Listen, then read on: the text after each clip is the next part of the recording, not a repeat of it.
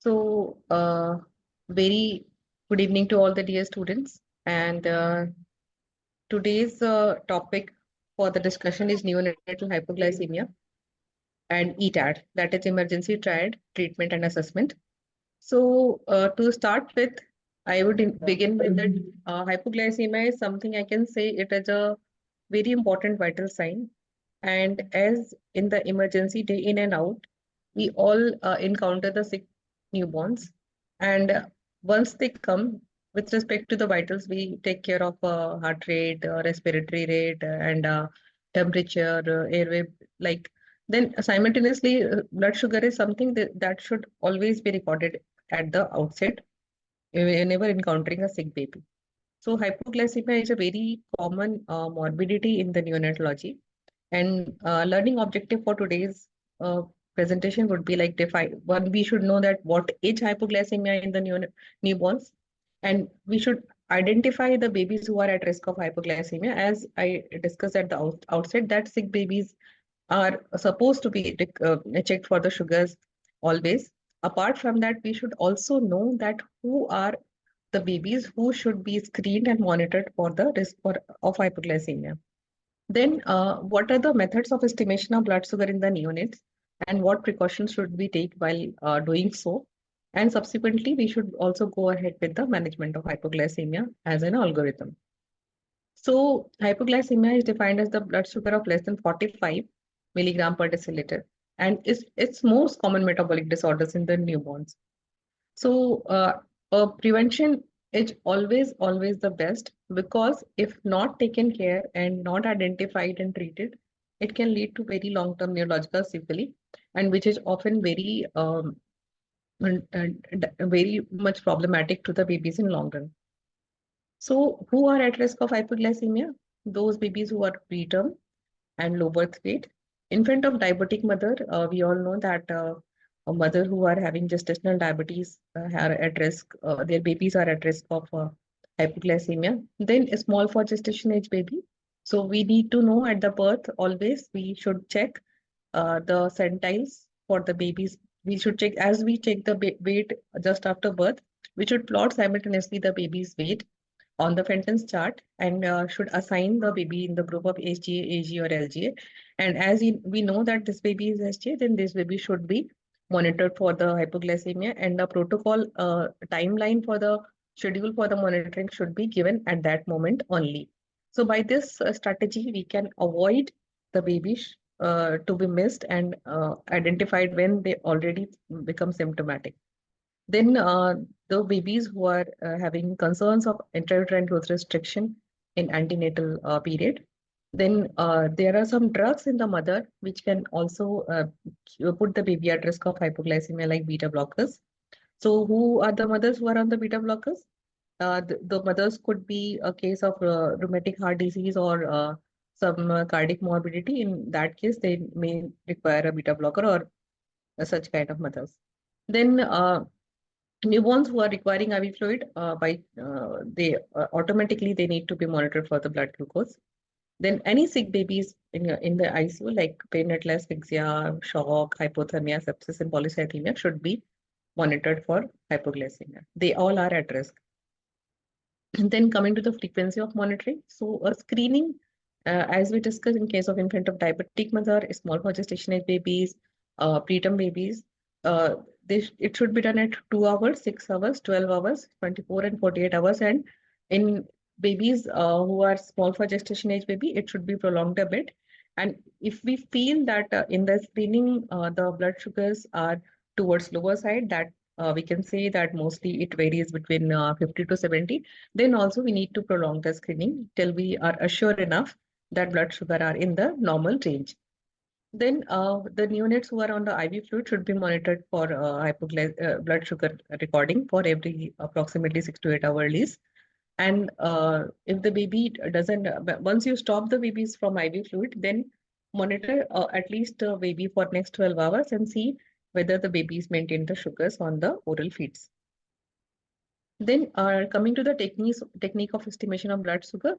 So it could be from the capillary blood sugar monitoring from the heel prick, or it can be peripheral vein. heel should be pre-warm before taking the blood glucose estimation before it is getting pricked. Why it should be pre-warm? Because if it is a cold and vasoconstricted, the blood will not come automatically, and it can also give erroneous reading.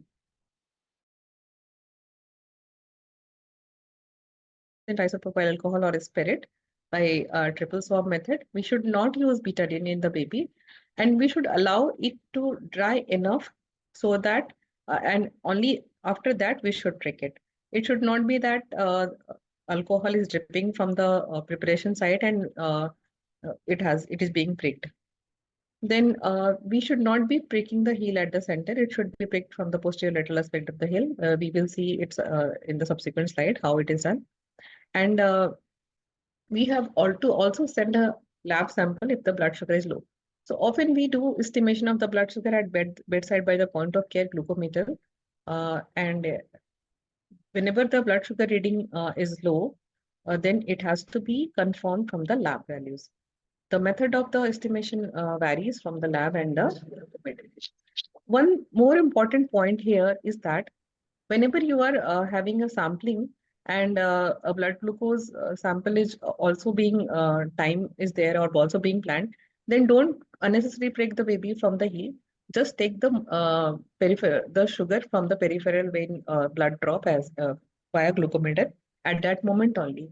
So these are small practical points we should take care. Like if the baby has already come and the baby is getting sampled from some other investigation, the venous sample can be taken and a prick can be avoided.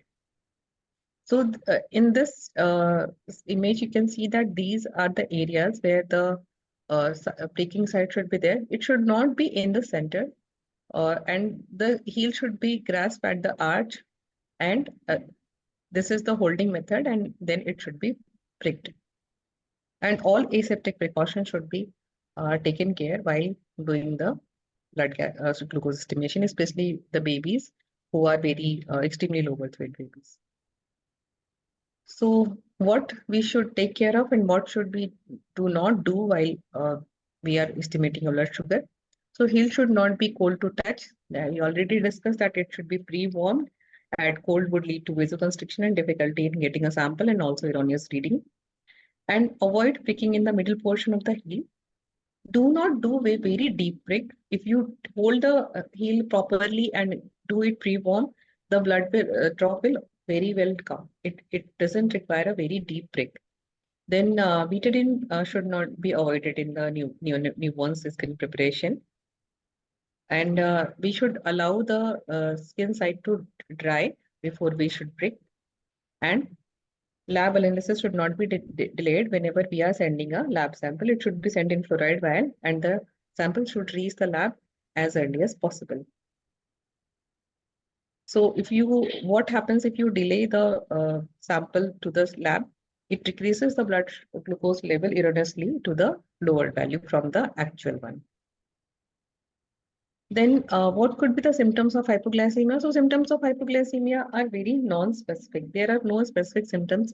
The symptoms are similar to what we encounter in any sickness. That could be irritability or jitchiness, a lethargy, a poor or high-pitched cry, poor feeding, tachycardia, vomiting, apnea, and tachypnea, or sweating or seizures.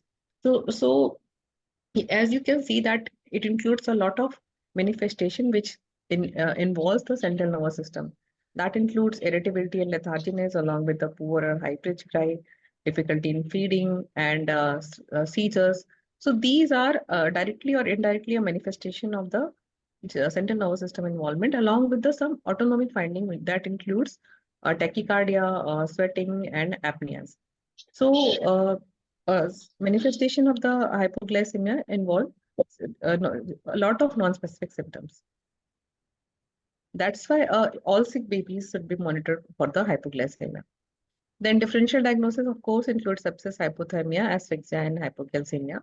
So all these things can lead to lethargy and decreased activity and decreased feeding. So it comes in differential diagnosis. And that's why we check blood sugar in every sick unit. And suppose if you find a baby who is throwing these symptoms and turned out to be hypoglycemic, and you correct the hypoglycemia and blood sugar level is optimized, and the symptoms are still persisting, then baby should be alternatively investigated for other causes after the correction of blood glucose level to the normal limit.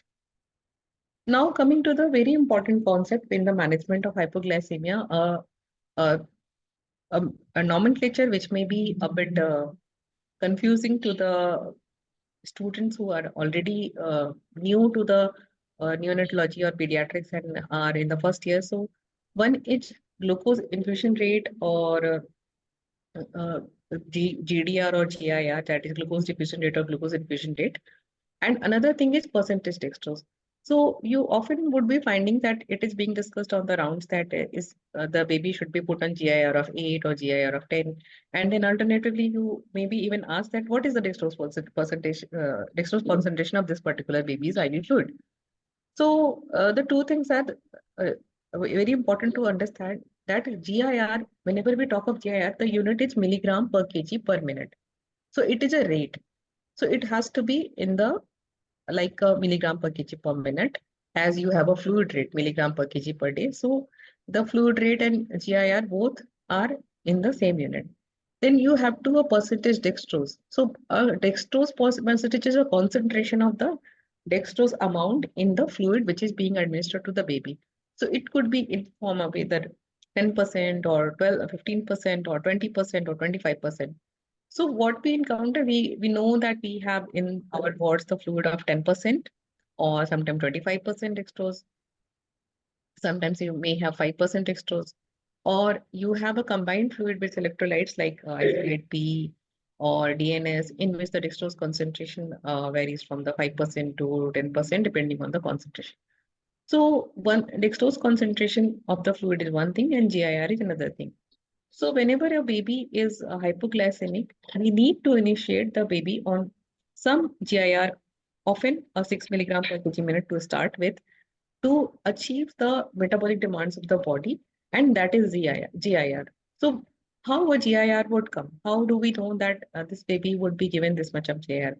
So whenever we know that we have to give a GIR of 6, then we also know by the age of the baby that the fluid rate should be like 60 or 100 or 80.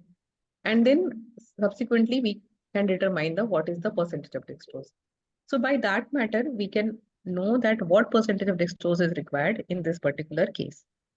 So we should not get confused with GIR and percentage dextrose alternatively. And we should first decide about GIR, then we should determine the fluid rate of the particular baby depending on the sickness or day of life and other allowances. And then we should calculate the dextrose concentration and simultaneously administer the dextrose level according to that. So in the first 2 days, it has to be pure dextrose. This is because you add electrolytes only after the first 48 hours of life. And after that, it has to be electrolyte added fluid. So in that matter, the fluid prescription of the baby with hypoglycemia has to be customized, and that is only possible once we know that what is GIR and what is the percentage of dextrose. So coming to the management of hypoglycemia. So hypoglycemia, as we all know, we discussed that it is a blood sugar level of less than 45. So whenever we encounter a baby with blood sugar of less than 45, we have to see whether the baby is asymptomatic or symptomatic. If the baby is asymptomatic and blood glucose levels comes is either equal to or more than 25, then we have to give a trial of feeds to that baby and check the blood sugar after 1 hour. If it is more than 45, then we have to keep the baby on glucose monitoring and ensure that baby is getting adequate amount of the feeds uh, as indicated. Suppose if the baby's blood sugar after 1 hour is less and it is still between a range of 25 to 45, or its blood sugar is less than 25, or if the baby turns out to be symptomatic at outset only, then in case of blood sugar of less than 25 or baby is throwing symptoms, then in that case, we have to first push 2 ml per kg of 10% dextrose bolus fast over 1 minute, and then followed by we need to initiate the baby at a glucose infusion drip of 6 milligram, at least 6 milligram per kg per minute. And also if the baby who was asymptomatic at the outset, but then subsequently its blood sugar remained low after a trial of feed, then this baby would, those baby would go on the IV infusion for the management. And once you have started the baby on IV infusion, then we have to check the blood sugar after 30 minutes of that. And after that, we need to know whether the blood glucose is uh, stabilized or it is more than 45. Then we have to plan the baby's food and feed requirement as per the condition and keep the baby on monitoring of the blood sugars. Suppose if the blood sugar is still less than 45, then we have to keep on increasing the GIR by 2 milligram per kg per minute and check blood sugar after 30 minutes till we get the blood glucose in optimum level of more than 45. So we need to increase the GIR to the range in which by that GIR, the baby's blood sugar remain more than 45 or in the acceptable range. And we have to keep the baby on monitoring of the blood sugar till the baby remains on the IV fluid. So what happens if your GIR is requirement increase up to 12 milligram per kg minute? Then this kind of these babies are having a refractory kind of hypoglycemia, and these cases often require some additional management, which we can discuss further. So in that case, steroid can be given as a rescue, and subsequently baby can be investigated for the hyperinsulinemic state. I would request some students to not to annotate the screen. Mr. Vishal,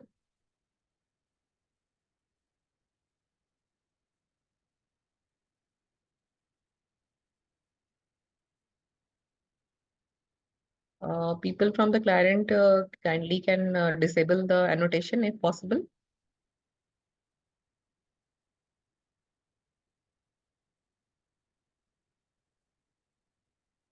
So if the dextrose concentration is more than 12.5%, then this cannot be given through a peripheral vein, and this baby requires a central venous line insertion or a PICC line insertion. So a glucose concentration, when it comes very high, especially if the baby's total fluid requirement is less, then the dextrose concentration would reach a bit high. So we discussed that sometimes a glucose infusion requirement goes more than 12. And if remains more than 12 for more than 24 hours, then it is a resistant kind of hypoglycemia. And if it persists even beyond 7 days of life, or once it is from onset to persisting up to 7 days of life, then it is a prolonged or recurrent hypoglycemia. So this is a charts, which is a easy resource in the NICUs, and it can be taken. It can be put in the at the counter of the ICU, where you can know that if a baby is requiring a GIR of 6 milligram per kg per minute at day one, and if on the day one your fluid requirement is 60, then how much amount of D10 and D25 you need to give to get the GIR of 6. You can see that as it is day 3, like 60, 75, and 90, you have to add normal saline. That means you have to add sodium for the electrolytes addition. So in the first 2 days, we need only dextrose, and subsequently we need to add electrolyte in the fluids. So these charts are easy guide to quickly ascertain what is the combination of 10% dextrose and 25% dextrose.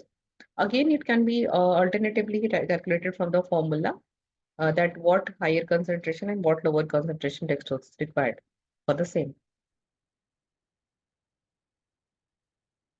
Uh, this is another chart. So, uh, if in any case, a baby who in the in your nursery was diagnosed as a case of hypoglycemia and its blood sugar level were low, less than 45, then this baby is a case of high risk. And in discharge, it is very important to mention that this kind of baby should be followed up for the neurological sequelae, and their milestones should be checked at each visit very stringently, so that in any soft neurological signs which are um, marker for the early problem in the neurological status of the baby can be identified, and the baby should not be missed. So what we understood that we have to identify the babies who are at risk of hypoglycemia. we have to monitor the baby for hypoglycemia. We have to identify the symptoms of hypoglycemia. We have to manage the baby for hypoglycemia and know how to calculate the GIR and dextrose concentration. And once we know that the dextrose concentration, this baby was managed as a case of hypoglycemia, we should not miss at the discharge that this baby should be marked for a special follow-up or a high-risk follow-up or a neurodevelopment follow-up in the follow-up visits. So for the hypoglycemia, we know that it's a very common problem in neonatology, especially in the sick babies, and there are babies at risk of hypoglycemia which should be monitored preemptively. And hypoglycemia is a metabolic problem which has a very strong potential to cause brain injuries and long-term neurodevelopmental impairment, especially vision as well. So these babies should be monitored and follow up, and we should do each and every measure to detect or prevent or screen hypoglycemia should not term have symptomatic.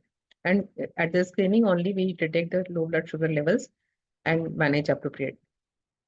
So early breastfeeding establishment and frequent feeding assessment helps to prevent hypoglycemia. So in the postnatal ward also, it is very much important, even if the baby is normal, those babies in the early phase of life when the breastfeeding is being established should be taken care and should be seen that breastfeeding is established and there is no inadequate breastfeeding and there is no decrease in output or excessive weight loss. So whenever we encounter that there is some concern of inadequate breastfeeding and baby is not passing urine and baby is having excessive weight loss, we should do a sugar check so that we identify if there is any concern of hypoglycemia early.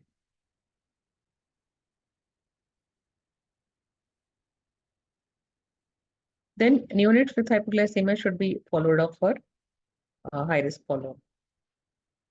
So briefly, now we come to ETAT, that is emergency triage treatment and assessment and treatment. So what ETAT is very much important whenever we are in the ICU and we are encountering 8 to 10 babies simultaneously, sick babies who are coming. So there could be babies who are having a very significant concern and sick and requires immediate attention and urgent support. Then there are babies who require a priority and should be evaluated.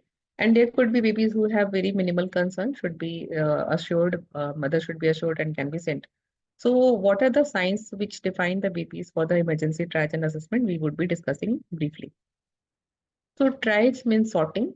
So we need to sort out, we need to prioritize that which action we have to, which baby should be taken, should be addressed first. So it is very important to avoid procedural delay in initiating emergency treatment. So sorting is important because if you waste time in attending a baby who is not sick versus to a baby who requires immediate treatment, you delay the emergency management of the baby who requires it urgently. And rapid screening is very much important to know who is on the who requires immediate attention for the life-threatening condition. So in this case, we should be knowing that how to sort it out on the basis of what symptom and what initial assessment and management is to be given depending on the symptoms. So there are three categories mainly. We must be knowing it also happens for the pediatric cases and IMNCI also, and similarly in the newborns also we have a three cases. So first one is an emergency case which requires which have a life-threatening emergency and which requires emergency treatment. Then a priority case which requires assessment and rapid evaluation and management, and then a non-urgent case which requires assessment and reassurance. So steps of management of the sick unit. Once emergency signs are identified, we have to stabilize the baby. And after stabilization, we should take a detailed history and perform relevant examination and send the immediate labs as per the symptoms and presentation. So once you have identified the main diagnosis depending on the symptoms and a secondary diagnosis, treatment should be started. Like if you find a baby in a shock, you need to give a volume and inotropes. If you find a baby in the seizure, you need to look for the metabolic derangements like hypoglycemia, hypocalcemia, and quick assessment, and then loading with anticonvulsant as required. So simultaneously, we need to monitor the closely for response to treatment and as well. And once on discharge, we need to explain the danger signs, and advise on follow-up. So, what are the emergency signs? Who should be immediately addressed? Which baby should be immediately addressed? So, number one, hypothermia, which is less than temperature 35.5. Then either apnea or gasping respiration. It is evident that this baby requires immediate respiratory support attention in form of ventilation or intubation or CPAP. Then severe respiratory distress, that is a rate of more than 70, severe retraction and grunt.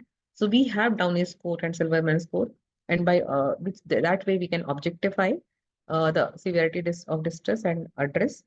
Then central cyanosis, then shock, that is a cold very CFT more than 3 seconds and weakened fast pulse. So shock is something where early goal directed therapy and as early as possible management is very much important to prevent the mortality. Then coma, convulsion, or encephalopathy. That means baby is very much lethargic and showing seizures and encephalopathic. So that this baby can go into the respiratory arrest any point of time. So these are the cases which requires immediate urgent attention. So these baby would be requiring urgent attention and admission in the NICU. Then what are the priority signs? So babies who are stable, but then babies who are less than 1800 grams. So these babies, even if they appear stable at the outset, they are having a very low reserve and low birth weight, which cannot maintain their vitals without assistance of the taking care of thermoregulation and other issues.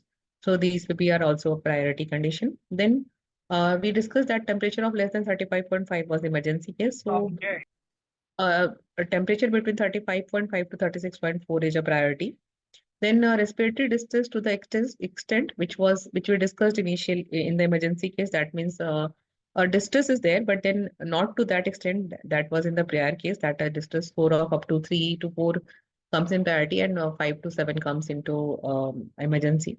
So a rate of more than 60 and minimal retraction. Then baby being slightly irritable, jittery or restless. Then refusal to feed, slight abdominal distension, jaundice, uh, with less than 24 hours of life, and you find jaundice up to palm and soles, and this baby should be prioritized and started on phototherapy as early as possible. Then severe pallor, then the baby should be investigated at what had led to the severe pallor. Then there could be any bleeding site, sometimes bleeding from umbilicus or uh, any other area should be addressed. Then major congenital malformation, even if they appear stable at that moment and there is a history of inability to pass OG feeds in case of tracheoesophageal fistula or absent anal opening in case of an erectile malformation or meningomalacia, then you know that this baby would not be fed and should be kept NPO, started on IV fluid as early as possible. And along with that, surgical team has to be ad- uh, immediately informed and taken into the loop.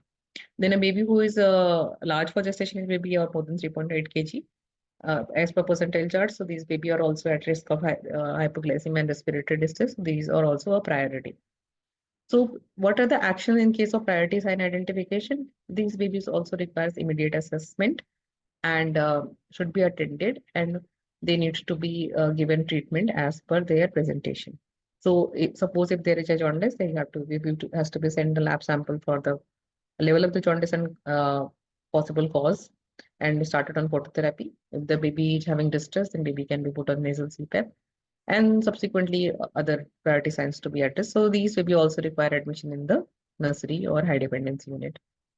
Then what are the non-urgent signs? So mild jaundice or transition stool, developmental precarity like erythema toxicum or some subconjunctival hemorrhage or minor birth trauma or slight regurgitation or positing, then some superficial skin infection or minor malformation like a polydactyly.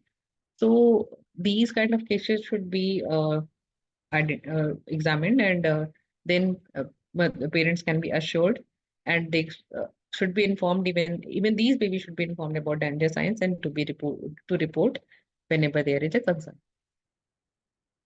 So coming to the nutshell, what about the like emergency and priority case, and what are the actions? So in case of emergency case, high risk intervention is required, admission to the NICU. In case of priority, again admission to the NICU and attention. And in case of non-urgent cases, assurance. So we would go through some example of triaging. And in the case of that whatever is the our unit, we should be very much those who are involved in the our triage area or emergency area, including nursing staff and the roster residents should be informed about the triaging process. So the charts which were discussed here should be put uh, in bold or in a resource area where it can be identified to the new residents, and then there should be no ambiguity about the who should be addressed in the what manner and required manner. So all the staff should be trained in the triaging process, and they should know how to assess TABC and convulsion and dehydration, and identify and prioritize as per that is. So suppose if the temperature, how would we assess? Then we have to do it by the tactile method or put the skin temperature probe or the manual thermometer. Then if the baby is cold, then the baby has to be rewarmed and ensure the thermoregulation. If there is issue with the airway and breathing in form of not breathing or gasping or central cyanosis or severe respiratory distress or chest and drawing or apnea or grunting, then this baby would require airway management and supplemental oxygen or intubation as per need. Then, if the circulation is an issue, that is identified by way of capillary refill time or other signs like tachycardia, fast pulses, and cold, clammy extremities, and off-colored, then these baby also require oxygen supplementation and sometimes even elective intubation in case of severe shock.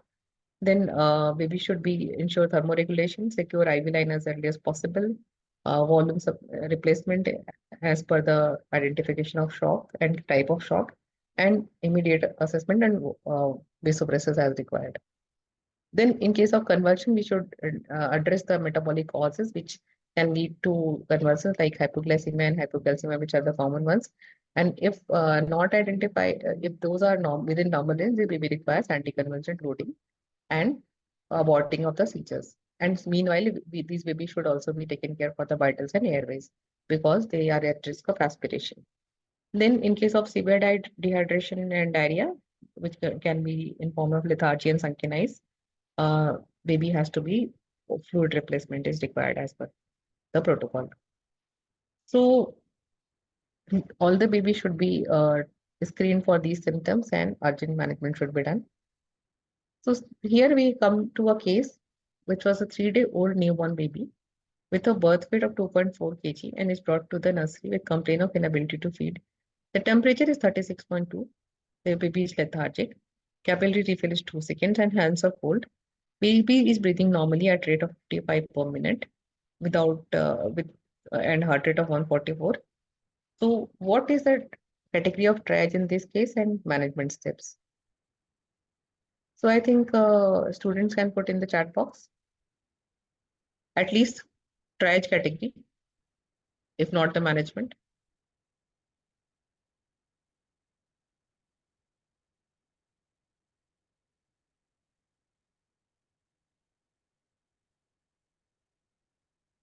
I'm waiting for the responses. I hope it's not too tough. That's correct. Priority. Only one response.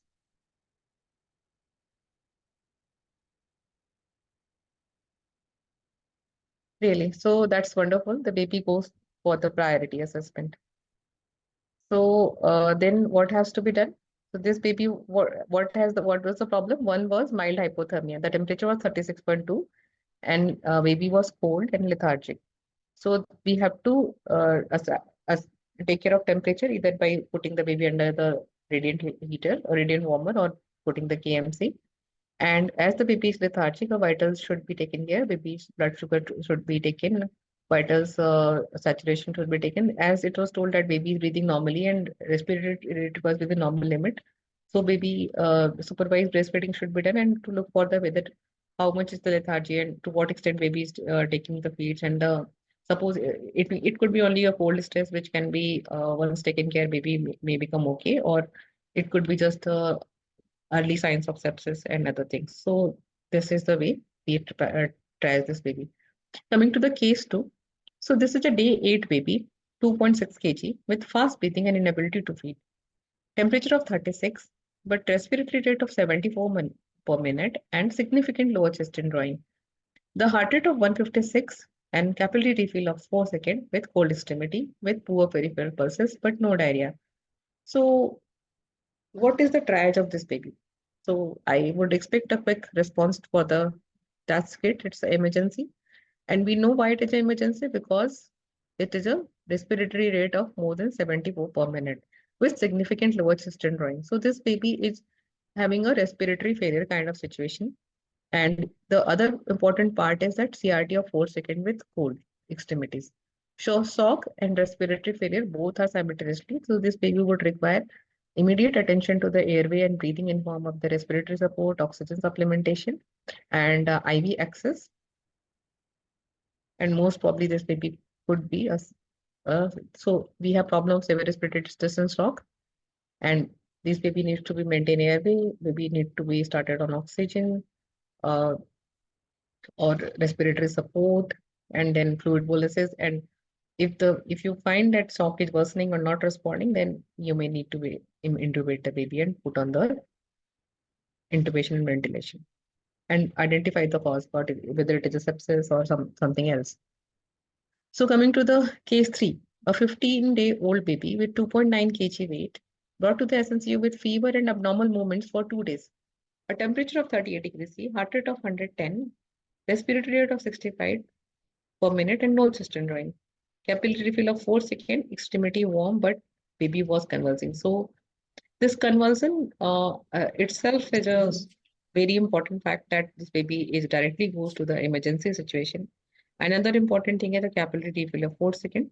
So the convulsion control is the priority emergency in this case, and one should quickly look for the rule out the metabolic causes, that is the hypoglycemia, hypocalcemia as early as possible, and followed by baby should be loaded with anticonvulsant if it is in the normal range. So a temperature of 38, look for the secretion, maintain the airway in neutral position, put the shoulder down, suction, start baby on oxygen as baby is convulsing, put on the intragath, take the blood gases in bedside, check for the blood glucose. Sometimes your if you take a blood gases, it may immediately tell about your ionized calcium.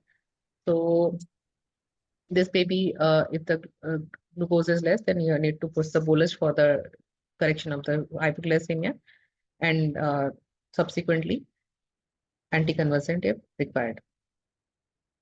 So STOPS is an algorithm and a mnemonic, which is a triage kind of mnemonic which is required in emergency. So STOPS like sensorium, temperature assessment, oxygenation, perfusion, and sugar level.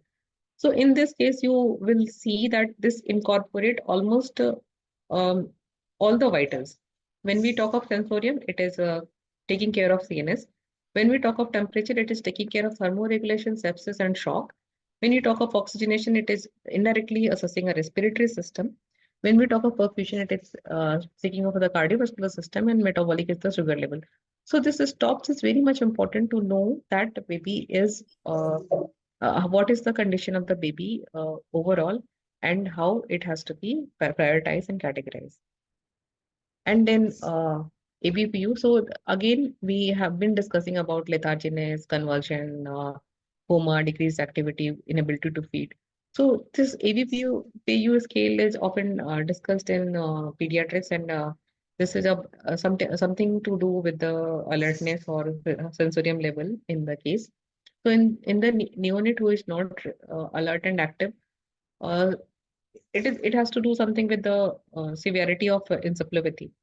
So you need to know that whether baby is responding to the surroundings, alarms and noise in the surrounding area. So if it is responding briefly, then you can say that it's like V, and if it is responding to a prick or painful stimulus, and even not responding to painful stimulus. So this kind of babies are in severe coma scale, or you can even ask, do the encephalopathy scoring as per the Thompson or Sanad staging, or encephalopathy, neonatal encephalopathy, and ICSD scoring also if required. So those are also a a quick assessment that can be done. So I think this would be the last case. So this is a 3-day-old baby weighing 4.5 kg, brought with refusal to feed and bleeding from umbilicus.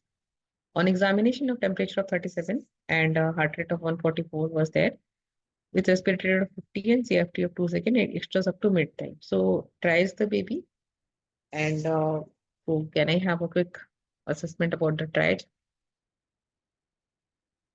So that's correct. That is baby is in the priority.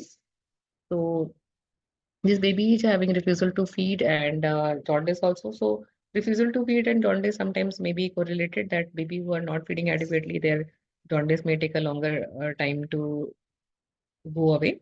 And sometimes refusal to feed may be because of the nose block also, and it could be also a sign of sepsis.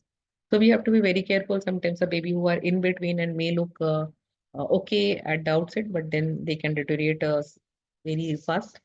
So we have to address the situation and follow, and then look, admit and assure and monitor as well. So thank you very much. And if there are questions, I can take all those the questions and your problems, what you encounter in your day-to-day practice. So I can see one question in the chat box regarding the sample of the glucose level. That even if we send a glucose sample in the fluoride vial, even then whether the blood glucose levels can erratically come low if it is processed late. So that's correct. Even with the fluoride vial, the late assessment effect still remains. So the fluoride vial is recommended, but then processing time should not be delayed simultaneously. So both of the factors are important for the uh, accurate reading of the blood glucose level.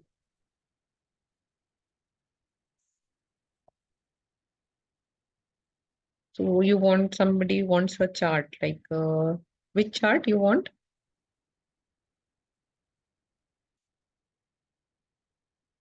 GR calculation. Okay. So I will let these charts to be put in the group for the as a easy recorder for everyone. So the people can take from there. But then I would say that if you do day-to-day assessment, day-to-day calculation, then you would not be requiring these charts. So uh, I- every day on the bedside rounds, it is important that those who are new should calculate the GIR and percentage dextrose, so dextrose concentration, so that it becomes a quick job. Most of the often the problem comes when within the first 2 3 days of life, when the fluid requirement is less. In that case, we need to know whether the percentage dextrose concentration requires a higher or a lower. What is the dextrose concentration, so that uh, decision about the center line needs to be taken. Somebody even asked for the try chart, right?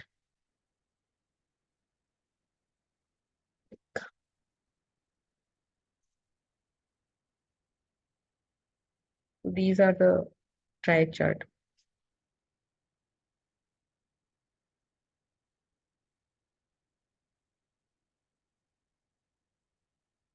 Case 4 management. Case 4 was a case of jaundice with poor feeding. So case 4 management required phototherapy along with the assurance of the feed and monitoring of the feed, whether there was a really decreased feeding or where the baby was having difficulty with some nose block or some cold stress. So that was the about the case 4. Any more questions? Last questions answered. Okay. Mm. So this was the last case.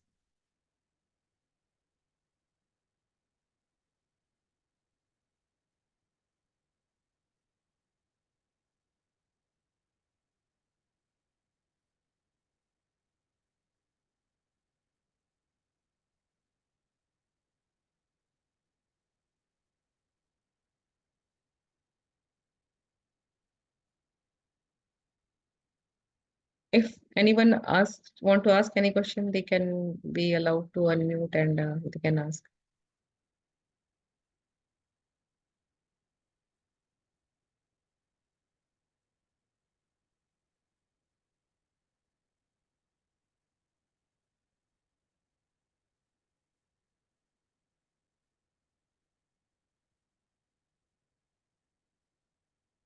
I think there are no more questions.